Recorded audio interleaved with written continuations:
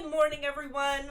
Welcome back to Adobe Live here on Behance. My name is Voodoo Val, and I'm going to be your host this morning for the Photoshop Daily Creative Challenge. We are jumping into the third challenge of this 2-week period, and I'm very excited to jump into what I have planned for you today. But first, what I would like to do is jump into how you folks can get involved with me and show you a little bit about how to enter the challenges, submit your submissions, and get feedback from the community, and make some cool design friends over on our Discord. But first, let me welcome some of you into the chat. I see Rebecca Wells.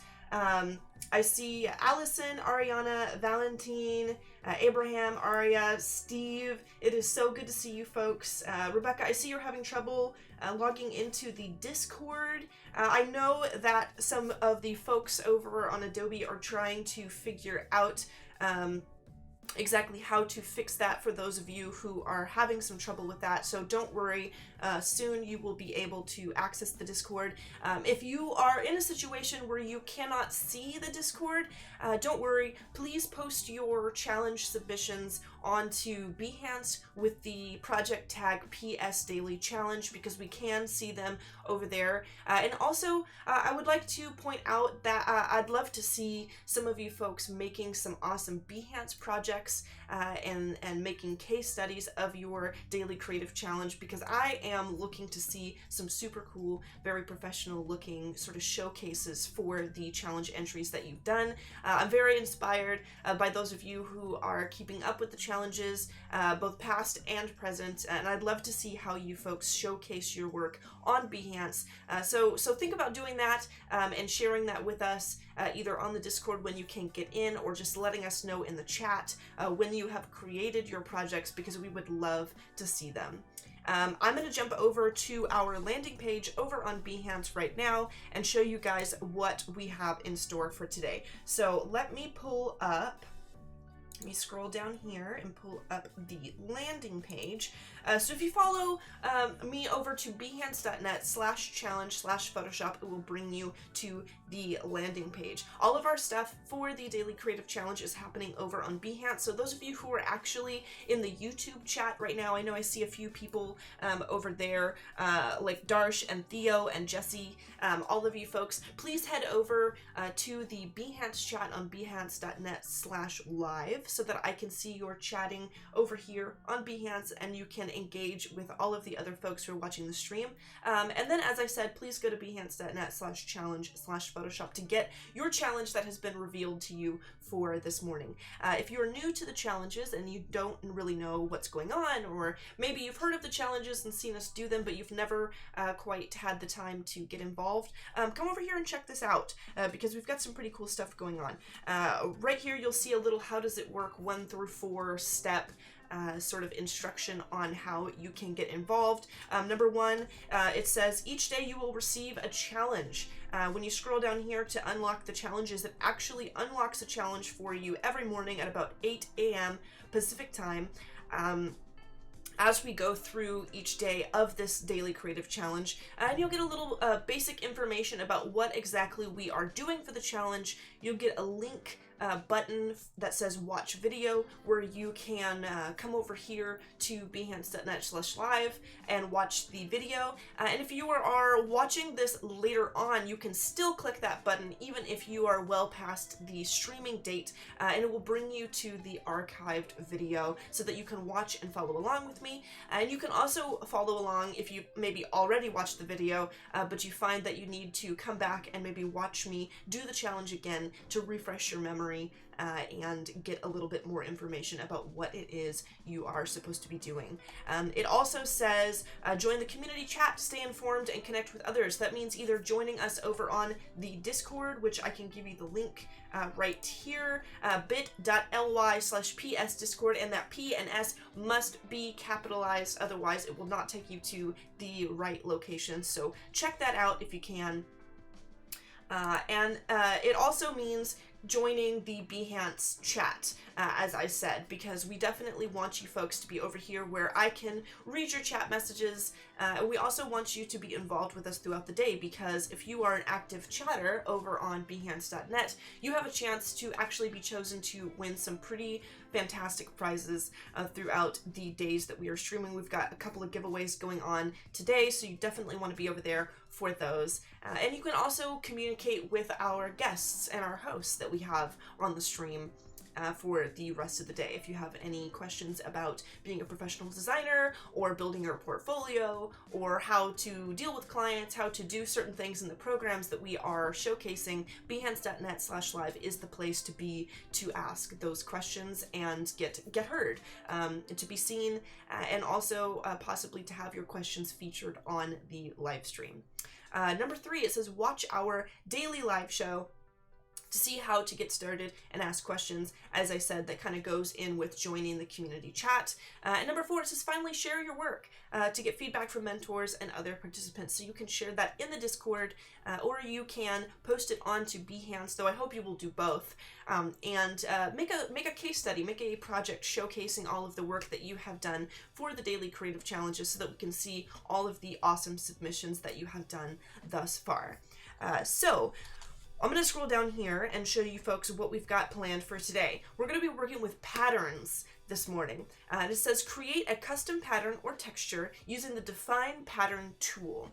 Try applying your pattern to a piece of space equipment or your badge from challenge 2.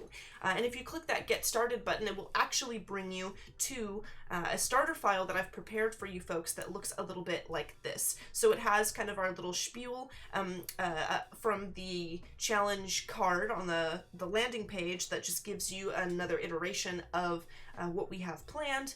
And then I've also given you my shape from yesterday's challenge. What we did was we actually created a badge, like a space badge, and we applied some bevel and embossing layer style settings to it to make it look like a real piece of metal. We even applied some cool metal textures to make it a little bit more realistic, and it was a good time.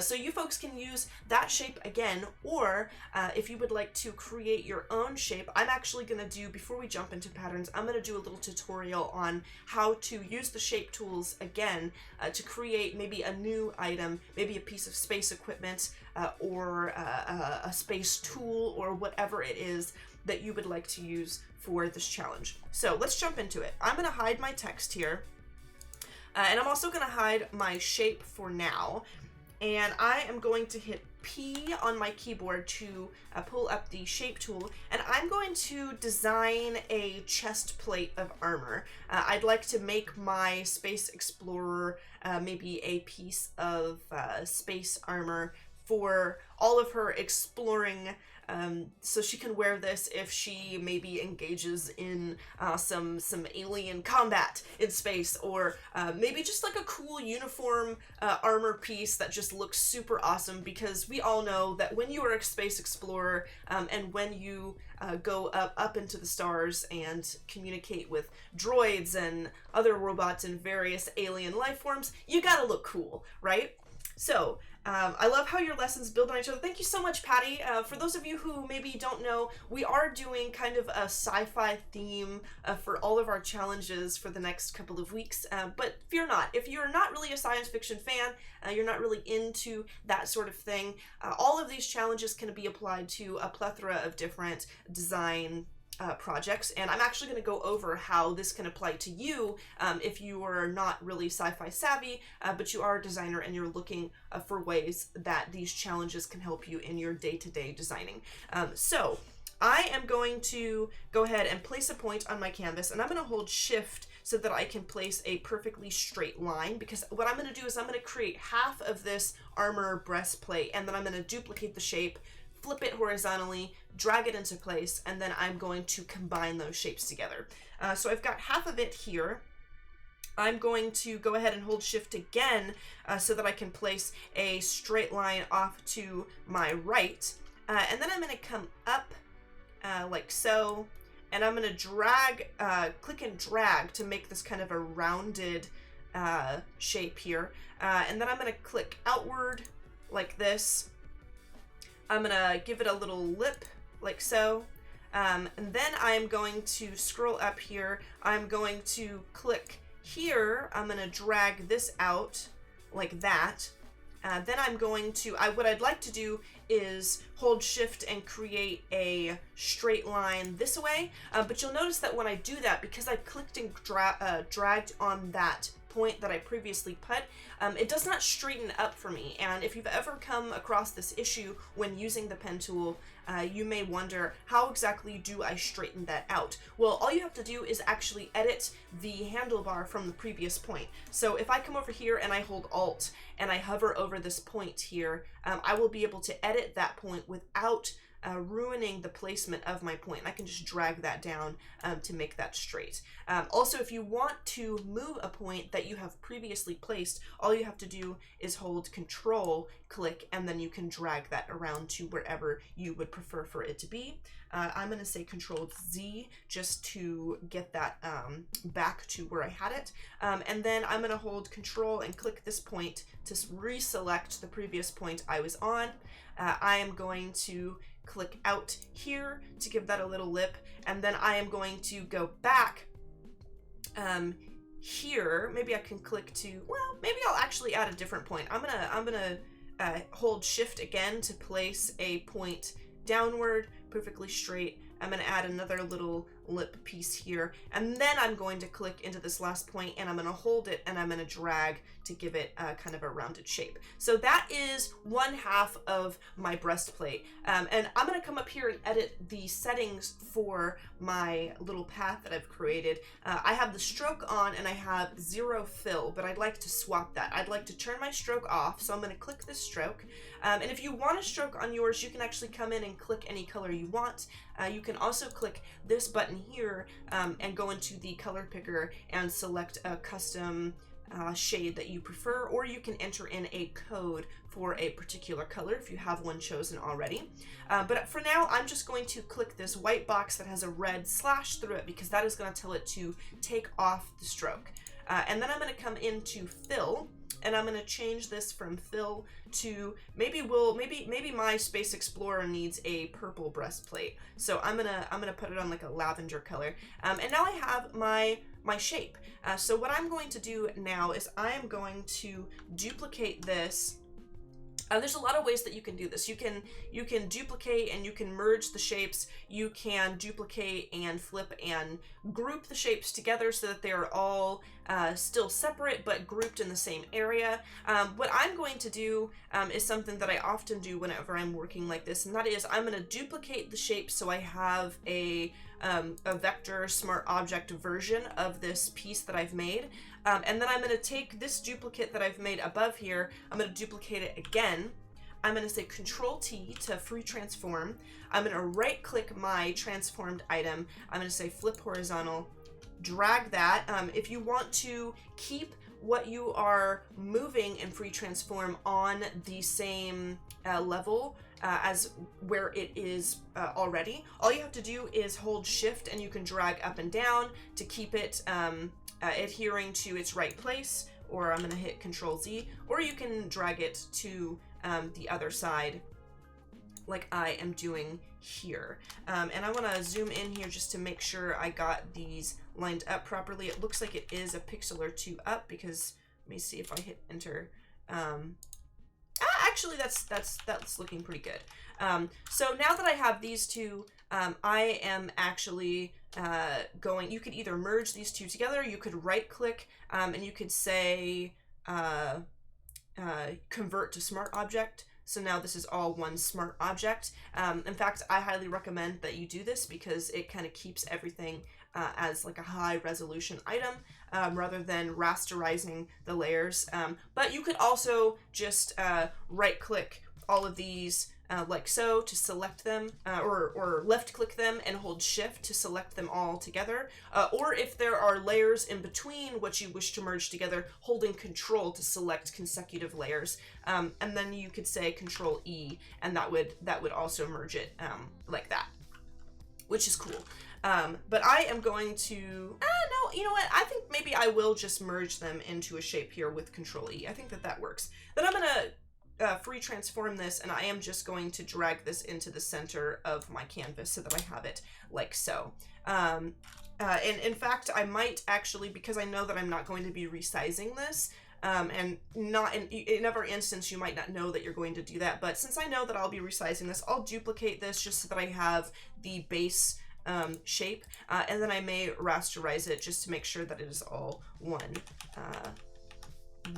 piece. And you may have a different way of doing this. If you would like to do it with your own method, that is totally cool. There are so many different ways that you can do things in Photoshop. It really is up to you and what you want for your personal workflow, whether or not you do it my way or your way. You never really need to follow these challenges 100%.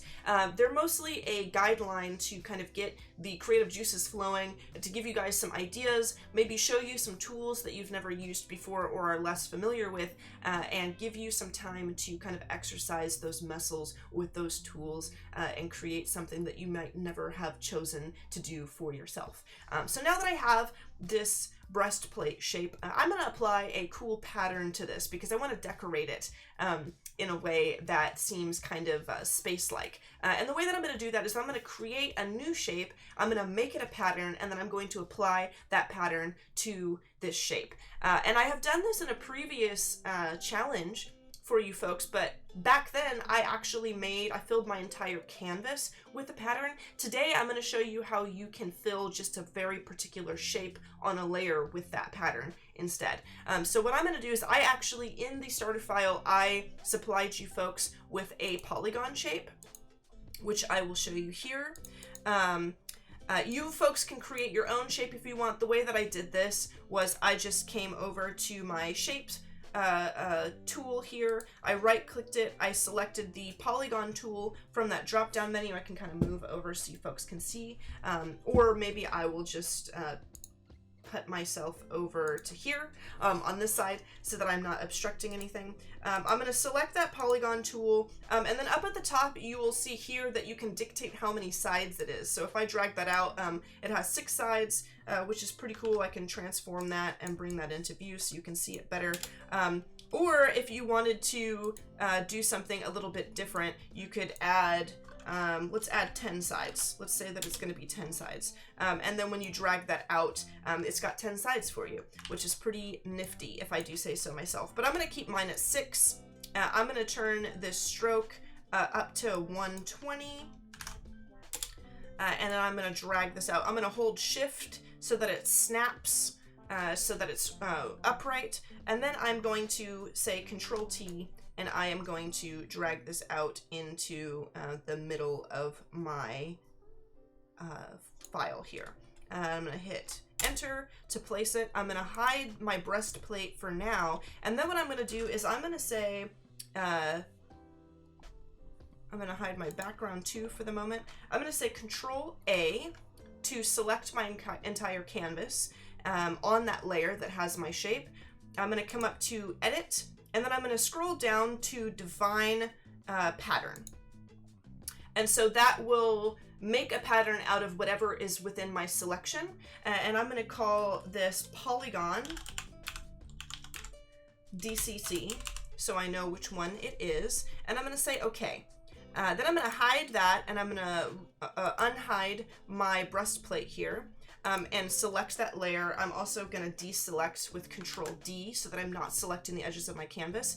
And then what I'm going to do is I am going to open my patterns panel, and I'm going to switch myself over to this other side here. If you don't see your patterns panel in your workflow, all you have to do, and this goes for any pattern or any panel that you would like to show in your Photoshop workspace, all you have to do is go up to Window and then select whatever panel you would like to display from the window drop down. So I'm going to hit Patterns so that I have my patterns, all of my patterns showing up here. And I'm going to scroll down to the bottom where I have my little polygon shape here. And I'm going to drag this, I'm going to hold it over my shape here, and I'm going to drop it down. And it actually puts that pattern, that shape, into the selection or into the shape that I actually have on that layer. Now, what you might be thinking is, okay, that's cool, Val, you've got polygons in there, but really it doesn't really add anything to this piece. It kind of just drops like a big shape in there, and it doesn't really look like a pattern to me. Well, if you would like to edit your pattern, all you have to do is over on the layer that you have for your pattern now, that you've dragged and dropped it into your file, you just need to double click this first window on there, and it will actually open up the pattern fill settings, and you can come in here to the scale and you can scale it up or down. I'm going to turn this down a little bit. It looks like I've got like a 12 here that looks kind of interesting. I might actually change it manually to like a 4, and it does add like kind of a cool pattern like that.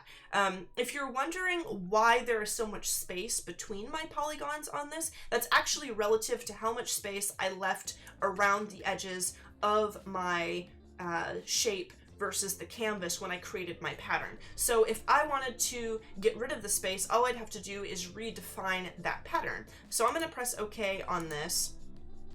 I'm going to hide that pattern, or I can just say Command Z and go back to before I applied it. I will hide this, I'll pull up my polygon again, and I'm going to select that layer, say Control T, and then I'm going to actually extend this to the borders of my canvas and hit OK. So now I have more of a space, and then maybe I will say Control A again, come up to Edit, and I'm actually going to switch myself over to the other side again so that you folks can see a little bit better. I'm going to go Edit, Define Pattern once again. I'm going to call this Polygon DCC2. I'm going to say OK, deselect. I'm going to come over to my breastplate shape yet again, and then as you can see, my patterns panel is still open and it has the new polygon shape. So I'm going to unhide my breastplate, I'm going to hide that polygon, and I am going to drag my new pattern over to my breastplate. I'm going to double click that window yet again, and I'm going to turn this down to a 4, which is the same way I had the previous one. You can see they're much closer together. So you can really kind of noodle around with this and figure out what sort of pattern you want to apply. If you so wish, you can actually go to the previous challenges that we've done and maybe learn a little bit about bevel and emboss to make this item really pop out and look 3D. Learn how to apply some textures with clipping masks to make this a little more realistic. Or if you prefer sort of flat, a minimal design, you could leave yours without all of those fancy settings and just experiment with cool ways to apply patterns and make things look interesting. So I can't wait to see what sort of items you choose for your Space Explorer to take with them into space. If you are, like I said before, not really a sci-fi fan, this is something that can be used for a lot of different projects. Perhaps you are kind of a textile designer. Maybe you design patterns for fabrics and things. You could use this to apply a pattern to a mock-up or to a product or something like that. You could also use this technique to apply a texture or pattern to any kind of module or something that you are working on, some graphics you're working on for UI UX design. This can be used for so many different things. It's just that today, because I am a big nerd and I love science fiction, I am using it in the context of sort of a fantasy science fiction project. But if you would like to create something totally different and unrelated to the science fiction theme, please feel free to do so and post it in the Discord and on Behance, because I would love to see how all of you use this lesson to create something for yourselves. Again, I would love to see some awesome projects and case studies done on Behance, because I want to see all of the stuff that you have created for the Daily Creative Challenge. I am Voodoo Val again, and I'm about to sign off, but please stay tuned because we have a lot of awesome design segments coming up after me. I will see you folks in Discord, and I will see you folks tomorrow morning. Thank you for joining me, and I'll see you next time. Adios, everyone.